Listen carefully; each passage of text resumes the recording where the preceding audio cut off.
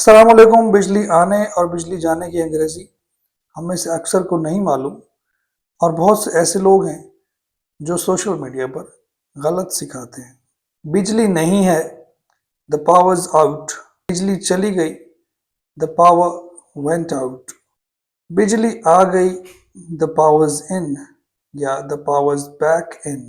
بجلی آنے والی ہے، the power's about to be back۔ the power's about to be restored۔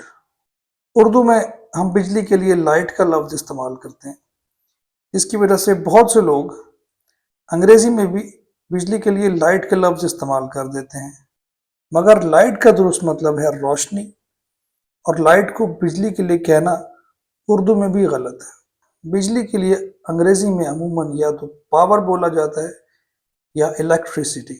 جب رات کو بجلی چلی جاتی ہے اور ہر طرف اندھیرا ہو جاتا ہے تو اس کو انگریزی میں بلیک آؤٹ بھی کہتے ہیں، اور بجلی کی بندش کو انگریزی میں پاور آؤٹیج کہتے ہیں۔